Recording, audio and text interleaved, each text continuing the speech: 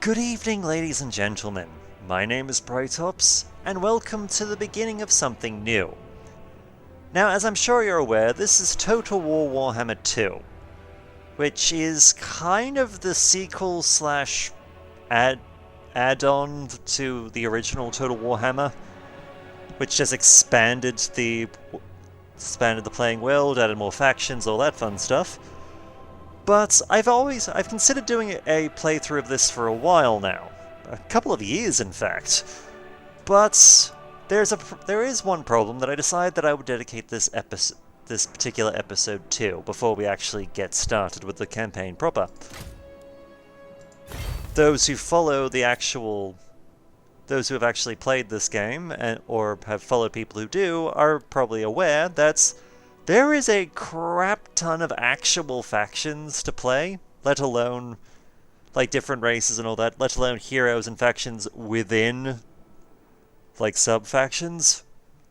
So, for the purposes of this, I decided that I would dedicate this particular episode to effectively doing a bit of a poll amongst viewers, just to see what faction they would want me to actually play. Like, as far as sub-commanders are concerned and all that, I'll probably select that on my own, but just the main faction in question. And this episode will be dedicated to just going through the factions themselves, and just to get an idea of just what kind of people they are. Now, without further ado, first off, we have the High Elves, who, let's see, race attributes. They have intrigue, so influence can be spent on superior lords or used to affect diplomacy between factions. So they have more diplomatic kind of stuff pop up, as it were. We also have Espionage, which means trade agreements allow line of sight with assets controlled by trade partners. And Martial Prowess, which means superior coordination in melee combat when High Elves enter battle at full strength. So very much kind of a faction that has sort of political leanings, as well as using spies and working best when they actually properly organize.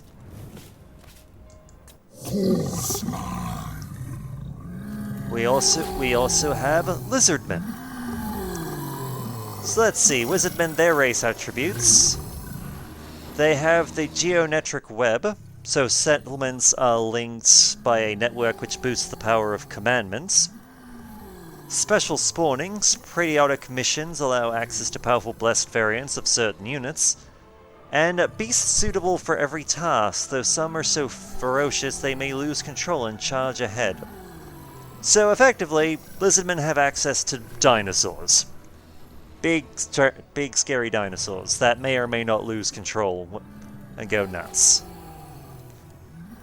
Alright, next we have the Dark Elves. Dark Elves. Let's see, starting with, we have the Black Arcs. So powerful naval units that could replenish forces, recruit new units and forces, and bombard battles within range. So they basically have a giant ship that they can move around on that can recruit and offer support. Slaves provide a bonus to provincial economies at the cost of reduced public order, so they obviously are slavers. Murderous Prowess. Dark Elves receive the favor of Cain in the form of increased combat performance should they kill enough enemies in battle. So, if they start slaughtering people, all good. They get better at slaughtering people. Alright. They also gain things like Hydra, as we can see in the background here. Fun little creature, isn't it? Alright. Clan most triumphant, yes. Ah, Skaven. Here we go. The Skaven under Empire. Establish warrens in any settlements, undermining your enemy's progress, or hide in plain sight while growing your own empire. Skaven also have food, maintain food supplies to gain growth and other bonuses, and to avoid starvation penalties. And Skaven corruption is a deterrent, that's the word I'm looking for, to local public order, but allows you to spawn additional units of clan rats to fight in local battles. So effectively, we have the Ratmen, who are kind of, they're insane. Let's be completely honest. All of these guys are completely nuts, and that's why people kind of love them for it. Next up we have... fear the Pirate King! Next up we have the Vampire Coast, which, as you can guess, is literally made up of pirate vampires. Or in this... The final act! Or at the very least... the undead in general. But... let's see. Things we get here. Infamy and loyalty. Destroy, sack, and raid to build a reputation at sea, while keeping ambitious commanders loyal and trustworthy by imparting riches and wealth to them. We also have Pirate Coves. Gain infamy and leech wealth from unsuspecting settlement owners where these hideouts have been formed. And Extra Powder. Boost the firepower missile units can output in battle while they have high levels of ammunition at their disposal. So very much a ocean pirate gameplay. Let's see, next up. All bow before the imperishable. Yep, we have the Tomb Kings. Basically undead Egyptians. Mortuary Cult. Collect valuable trading goods and combine them with canopactic jars to craft magic items and legions of legend. Dynasties. Learn from the dynasties of the past to awaken ancient Tomb Kings, unlocking new armies and heroes to command. And Realm of Souls. Tomb Kings use incantations in the forms of replenishment and summoning, bringing the dead back to life should enough souls of their own be lost in battle. They are also very, as you can imagine from undead Egyptians, they like chariots. In the name of Magnus! Ah, yes, the Empire. Imperial authority. Develop authority within the Empire by engaging in internal politics and quelling problems to enforce confederation, vassalage, or war. Summon the Elector Counts. Secure the fealty of the Empire's lords to govern or take over by force, assigning new, more loyal Elector Counts. And well-rounded unit roster with a wide range of magical laws and war machines. Basically, in the past, this used to just be pure humans, just normal guns and all that. They were just a very vanilla faction. However, recently they did add a lot of diplomacy with the whole Imperial Authority thing. So that's fun. We also have a particularly unique one with them when it comes to... ah, yes. Elites, gather! Yes, Marcus Wolfheart, who is somewhere in Lustria, the Lizardman territory, and unlike the rest of them, while everyone else is empire building, he's sort of... he's doing some colonizing efforts instead. So in his case, it's the Emperor's mandate. Receive the Emperor's acclaim by advancing the Empire's cause in Lustria, leading to the provision of better quality units to reinforce the expedition. So, Wolfheart's hunters retain the services of some of the finest hunters to have ever lived, and of course the well-rounded unit roster. Alright, next up. Retake the realms! Dwarves. Dwarves in Warhammer Fantasy are interesting as hell. Namely, because of grudges. Scores against the dwarves must be settled by any and all means necessary to keep order. Basically, if an agent attacks the dwarves, or they lose a battle or something, they are required to deal with it. They are required to seek vengeance for it. Failing to do so will actually lead to penalties. Or at least the more grudges that build up, the more they will actually build up penalties. The Underway. Dwarves can use underground tunnels to avoid impassable terrain and enemy forces. And the roster is of heavily armored units with strong leadership and a variety of deadly war machines. After all, they are dwarves. Let's see. Ready for murdering. Ah yes, the greenskins. Which also includes goblins. But just... it is a case of goblins and orcs. Greenskins race attributions. Warg. Call upon additional orc and goblins to field against enemy forces. They can also use the Underway like the dwarves can. And extensive unit roster with aggressive infantry, fast cavalry, and monsters. So that's fun. Come, impress me. Yes. And we also now have the Vampire Counts, who, unlike the Vampire Coast, the Vampire Counts are technically a part of the Empire. They also have their own... they also have, due to recent patches and all that, they have their own kind of unique things. Let's see, let's start with Raise Dead. New units can be raised from among the dead. Famous battle sites improve the quality and quantity of the troops available. Vampiric Corruption. The taint of undeath can be spread within enemy territory, leading to public order issues and vampiric rebellions. And the very unit roster with flying units, monsters, and expendable undead troops. So, to be fair, this isn't just vampires. There's also necromancers here as well. Namely in Helman Grost and Heinrich Kemmler. To the four corners! Norska. Admittedly kind of a small faction because there's only two of them. Two potential lords, Wolfric the Wanderer and Throg the Troll King.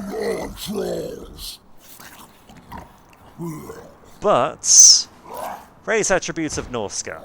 Allegiance to the gods. Provides sufficient bonuses to Norscan armies through pledging allegiance to a specific god. Monster hunts. Norscan lords can track, battle, and acquire the services of the most fearsome monsters of the old world. An aggressive infantry-based roster with a variety of cavalry and monstrous units. My challenge? Undeniable. It has to be interesting, because lore-wise, Wolfric here is somewhat unique, in that, effectively, he was cursed by Khorne, the god Khorne, in setting, I believe he was bragging about being one of the best warriors in the world, so Khorne accepted the challenge. Effectively, he gave him a curse that gave a bit of a curse on him, that he would be I'm not entirely sure the full specifics of it, because it's been a long time since I looked into his lore. But effectively, he wanders around the world. He is capable of speaking in every language on the planet, regardless of, like, Lizardmen, Elvish, whatever. However, whenever he does this, he will always say pretty much the one thing possible that will piss the other person off, so they will fight him. And his job is to literally fight him. He just literally earns honor by dueling people and killing them. Alright. I am the blood of Gilles. Alright, if the Empire is basically the Germanic states of the Renaissance period, like pike and shot era, Bretonnia is a mixture of the it wasn't called the United Kingdom back in the medieval era, but basically Bretonnia and France with a Legend of King Arthur theme to it. Race attributes. Cavalry. Through their noble actions, the Bretonian dukes will benefit from powerful bonuses. Peasant economy. Farm or fight. Peasants form Bretonia's financial and military backbone, So effectively, if you call up peasants to fight for you, you've got less peasants in a settlement to actually, farm. I'm pretty sure they're one of the only factions that really have this as a factor. Equestrian-based unit roster with a host of fast-moving skirmish cavalry and heavily armored shock cavalry. So basically, they like horses. They really like horses. Alright. The forest calls! Ah, yes, the Wood Elves. Basically, to show off why there is so many... There are 3 different kinds of elves. High Elves were the original. There was a civil war that split them between the High Elves and the Dark Elves. And there was a war with the Dwarves back in the ancient past, because elves are kind of dicks in Warhammer Fantasy. And the colonies on the mainlands, or at least survivors of the colonies, ran into a magical forest to not be murdered by dwarves, and became the Wood Elves. That's basically it. Let's see, race attributes. Forest healing. Heal the world's forests in return for powerful faction-wide bonuses. World roots and deep roots. Wood Elf armies can use the network of ancient tree roots to avoid impassable terrain and travel vast distances between forests. And missile-focused elven unit roster with a variety of enchanted arrows and fast-moving cavalry. Not only do we have elves, we also get, treemen. Treemen as well.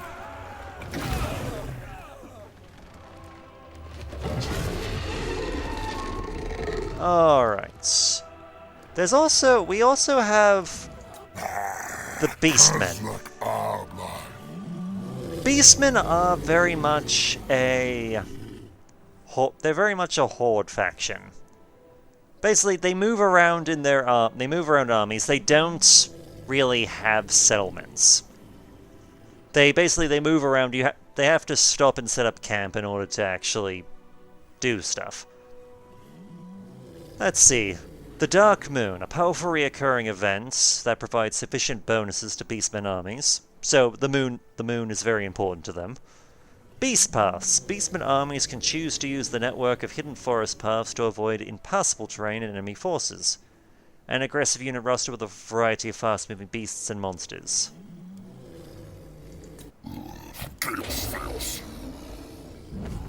Admittedly, I will admit, they are kind of an underappreciated faction. There is a update that's coming. There's some downloadable content that's coming in the near future that will hopefully upgrade the Beastmen a bit. So we'll see what happens with them. And last but not least, Chaos, who is also another horde faction, much like the Beastmen are. Let's see. Awaken the tribes. Restore fallen Norskin tribes to life as the pets of the Lords of Chaos. Chaos corruption. Creeping, insidious ruin that can spread within enemy territory, leading to public order issues and chaos rebellions. And a powerful unit roster of armored infantry and monsters. Ah yes, we've also... Let's see, we've also got some additional heroes and such. That's... yeah, I've recently downloaded, so they've just popped up. So yes, Chaos basically speaks for itself. They worship the gods of Chaos, they want to destroy everything. Sort of like the Beastmen, but Beastmen are a bit more Beastmen focused, whereas Chaos is very much about warriors and demons. And that is all the factions, as of yet. So, there will be a poll under this. If you can take the time to look through it and vote for which faction you want me to play, more than happy to do that. If you want to recommend mods you want me to download for this game, go right ahead, I'll have a look into it. But until next time, my name is Bright Ops, I look forward to hearing from you. Take care.